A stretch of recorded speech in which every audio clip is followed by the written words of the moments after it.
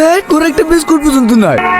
কিনে নিয়ে আসলে তো থাকবে। আমি আগে থেকে জানতাম এরকম কিছু একটা হবে, তাই তো এমার্জেন্সি খাওয়ার জন্য একটা বিস্কুট রেখে দিই। আমার দিকে অভিযোগ তাকাচ্ছি কেন? আমি খেয়েছি নাকি?